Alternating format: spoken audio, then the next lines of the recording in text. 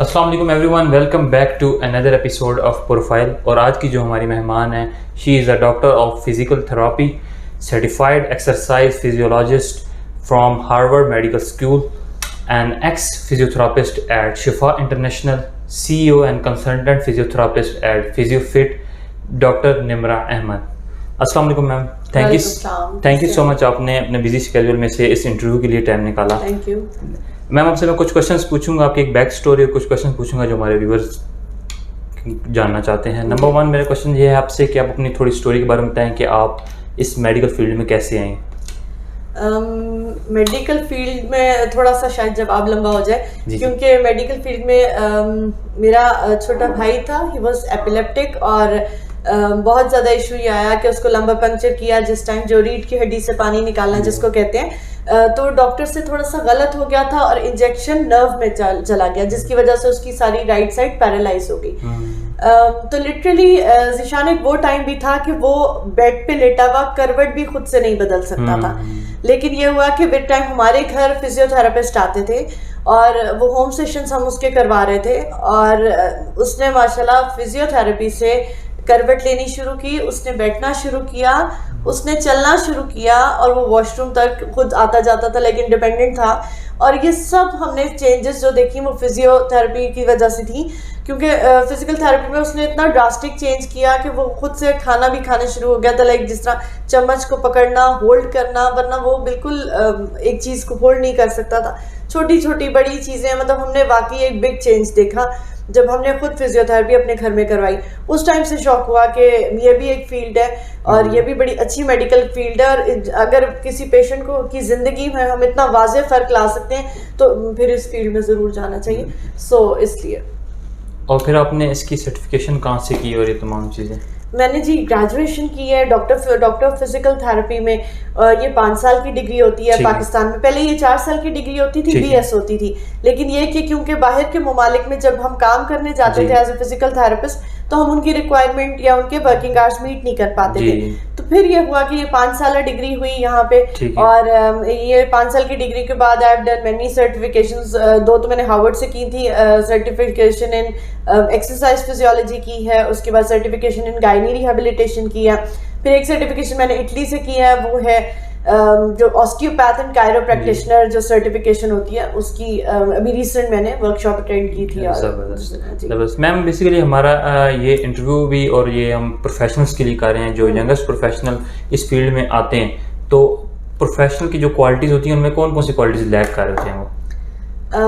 As a professionals देखिए, जो मेरे पास बच्चे आ रहे हैं ना इंटर्नशिप के लिए, इवन हायरिंग के लिए भी, जो जिनको हम हायर कर रहे हैं एज अ फिजिकल थेरेपिस्ट या एज अ कंसल्टेंट, उनमें सबसे ज़्यादा जो चीज़ लैक कर रही है वो ये है कि बच्चे मास्टर्स करके आ रहे हैं लेकिन उनकी ट्रेनिंग नहीं है, उनको काम करना नहीं आता, उनको हैंड्स ऑन प्रैक्टिस नहीं है, पेशेंट को देख के वो डील नहीं कर पाते, इंडिपेंडेंटली डायग्नोज नहीं कर पाते। ठीक है, आप थ्योरी तो पढ़ते हैं, बहुत अच्छी बात है कि आपने पहले बैचलर्स किया, फिर सबकी कोशिश होती है कि मास्टर करेंगे तो जॉब मिल जाएगी। जॉब आपको आपकी स्किल पे मिलती है, ठीक है। तो वो जो बच्चे आ रहे हैं उनकी ट्रेनिंग लैक कर रही है, उनकी हैंड्स ऑन प्रैक्टिस लैक कर रही है, प्रोफेशनलिज्म लैक कर रही है। वो सब चीजें हैं। वो जब आप एक हॉस्पिटल, एक इदारे, एक क्लिनिक, एक रिहैब सेंटर किसी भी जगह से अटैच होते हैं ना, तो वो आपकी पॉलिश होती है स्किल्स जी, तो वो बहुत जरूरी है। कम्युनिकेशन से लेके इवन आपकी हैंड्स ऑन प्रैक्टिस और हर चीज जरूरी है। वो चीज लैक करती है कि आपने मास्टर्स किया हुआ लेकिन आपको काम करना नहीं आता। बिल्कुल। तो ये चीज मैं जरूर कहूंगी कि इस पे एम्फेसिस करना चाहिए। तो आपके मतलब कि जो यंगेस्ट प्रोफेशनल्स हैं उनमें ये चीज लैक कर रही है? बिल्कुल कर रही है, लैक कर रही है। अच्छा मैम, आपकी जो, अगर मैं पूछूं कि आपकी फील्ड में डाउन साइड क्या है, मतलब कि आपकी जॉब्स नहीं है, हर फील्ड की तरह जॉब्स नहीं है। जॉब्स इसलिए गवर्नमेंट में सीट्स कम है, ठीक है। एक मेन जो ऑर्गेनाइजेशन आपको हेड कर रही होती है, लेके चल रही होती है पूरी एक फील्ड को, वो जो है वो कभी हमें अलाइड हेल्थ साइंस के खाते में डाल देते हैं, कभी कहीं डाल देते हैं। तो वो ये होता है कि एक प्रॉपर एक फील्ड को सुपरवाइज जो कर रही होती है एक बॉडी या जो एक प्लेटफॉर्म होता है, वो हमारे पास उस तरह से अवेलेबिलिटी नहीं है। ये हमारी फील्ड की सबसे बड़ी डाउन साइड है। इसके लिए हम बहुत कोशिश कर रहे हैं, क्योंकि बात यह कि जैसे बाहर के ममालिक में अगर आप 5 साल की डिग्री करते हैं और आपको डॉक्टर की डिग्री वो देते हैं, तो आप इंडिविजुअल प्रैक्टिस कर सकते हैं विदाउट एनी एक पेशेंट हमें रेफर होके आ रहा है या ऑर्थोपेडिक से या कहीं से न्यूरो से रेफर होके आ रहा है, तो ही हम उसको देख सकते हैं या उनका प्रोटोकॉल हम फॉलो कर सकते हैं। हम डेफिनेटली वी आर प्रोफेशनल्स, हम अपनी एक्सरसाइज अपनी जो है प्रोटोकॉल्स ट्रीटमेंट के वो खुद भी बना सकते हैं कि ये हमारी इलेक्ट्रोथेरेपी है, ये मैनुअल थेरेपी, इससे ये फर्क पड़ेगा। सो ये सब चीज़ें हैं कि यहाँ पे ये डाउन साइड है और बिल्कुल। मैम जो यंगेस्ट प्रोफेशनल्स अभी इस फील्ड में आना चाहते हैं, जो मेडिकल के स्टूडेंट हैं, तो उनके माइंड में ये होता है कि जो हम डॉक्टर्स को देखते हैं नॉर्मली, वैसे भी अगर हम किसी और फील्ड का भी बंदा हो तो देखते हैं, तो एक हमारे माइंड में आता है कि इनकी जो अगर सक्सेसफुल हैं तो इनकी डेली रूटीन क्या होगी। तो अगर मैं आपसे पूछूं कि आपकी डेली रूटीन क्या है, आप किस तरह स्टडी करती हैं, किस तरह टाइम मैनेज करती हैं, उसके बारे में थोड़ा सा बता दें। मुझे लगता है ज़ीशान, जो भी बंदा किसी प्रोफेशनल फील्ड में है जी, वो जाहिर है वो हार्ड वर्कर है, या वो मेहनत तो हर फील्ड में रिक्वायर्ड है या करनी पड़ती है। लेकिन ये है कि डेफिनेटली रूटीन टफ होती है, फिर जितने आप कमिटेड हो ही जाते हैं उतनी रूटीन टफ होती है।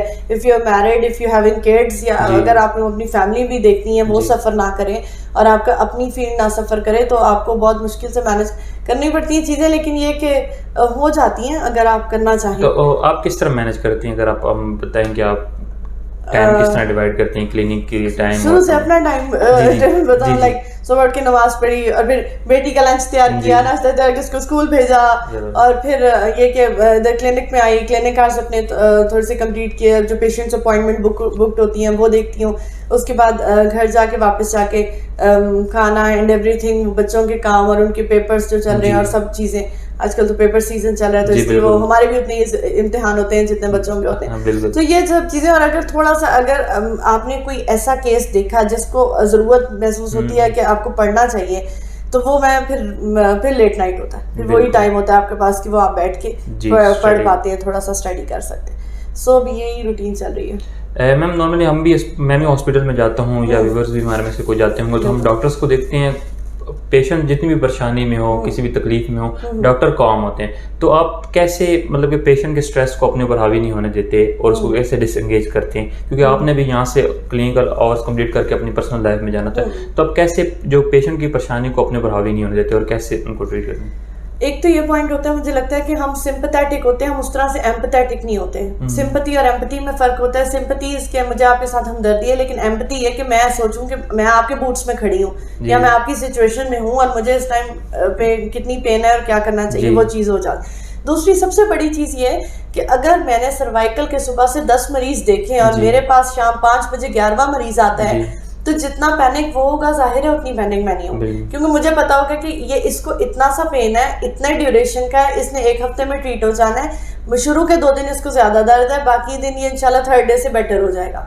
सो वो चीजें फॉरसीन हम कर रहे होते हैं या देख रहे होते हैं, और उसकी रिपोर्ट्स या उसकी एक्सरे रिपोर्ट्स जो हमारे सामने होती है कंडीशन, और पेशेंट उस चीज़ को बहुत ज़्यादा अगर सीरियसली लेके आते हैं कि मुझे बहुत स्वेयर पेन है या मैं इसके साथ आया हूँ, और कंफ्यूज भी होता है कि जी मैं डॉक्टर साहब मैं ठीक हो जाऊंगा या नहीं होऊंगा, कब तक होऊंगा, तो सब ये जानना चाह रहे होते हैं। तो उसको भी हम इसी तरह फिर टाइम ड्यूरेशन ज़ाहिर हम फॉरसीन कर रहे होते हैं चीज़ों को कि इंशाल्लाह इतने टाइम में ही विल बी और शी विल बी ऑलराइट।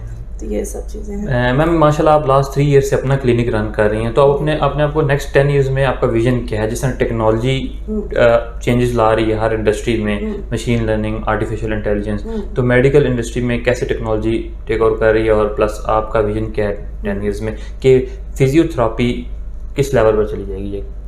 इंशाल्लाह अगर हमें प्लेटफॉर्म मिल गया तो फिर तो हम बहुत स्ट्रॉन्ग कम्युनिटी बन जाएंगे। लेकिन ये कि अभी जैसे हर 6 महीने बाद मेडिकल यूनिवर्सिटीज़ जो है वो ग्रेजुएट्स निकाल रही हैं और बेचारों के पास निकलने के बाद जॉब्स की अवेलेबिलिटी उस तरह से नहीं है, तो ये चीज़ लैक करती है। लेकिन ये कि इंशाल्लाह 10 ईयर्स में हम इसको ये देखते हैं कि एक मेडिकल ग्रेजुएट है वो टीचिंग में भी जा सकता है, वो अपना क्लिनिक भी रन कर सकता है, वो एक ऑर्गेनाइजेशन के साथ भी अटैच हो सकता है, एनजीओ के साथ, वो होम सेशंस भी कर सकता है, वो हॉस्पिटल अटैचमेंट भी कर सकता है। सो ये सब चीज़ें हैं, और इसमें भी स्पेशलाइजेशंस होती हैं, लाइक कार्डियक है, न्यूरो है, ऑर्थोपेडिक है, तो वो अपनी अपनी फील्ड में फिर ये कि आप मास्टर तो करते ही हैं, आहिस्ता आहिस्ता सीखते हैं चीज़ें।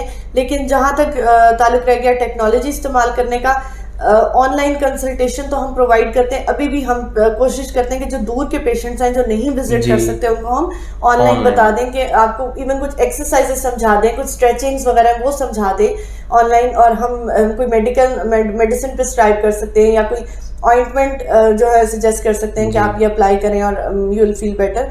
वो हम चीज़ें कर सकते हैं। लेकिन ये कि अगर वैसे देखा जाए कि जो हैंड्स ऑन प्रैक्टिस है कि थेरेपिस्ट पेशेंट को डील कर रहा है, तो वो मुझे लगता है कि फिजिकली होती है, वो क्लिनिक में ही होती है ज़्यादातर। तो उसमें टेक्नोलॉजी उसमें टेक्नोलॉजी बस ये मशीन्स हैं, मजीद और ज़रा बेहतर हो जाएगा आगे जाके, और हैंडी हो जाएगी मशीन्स। बिल्कुल। जैसे हम होम विजिट करते हैं या हम किसी पेशेंट को घर जाके देखते हैं, तो उसमें हमारे पास इतनी हैंडी मशीन्स हो कि हम अपनी मशीन्स वहीं कैरी करके ले जाएं और फिर उस पेशेंट को वहाँ फुली ट्रीट कर सकें, बजाय इसके कि उसको क्लिनिक में आना पड़े और सब।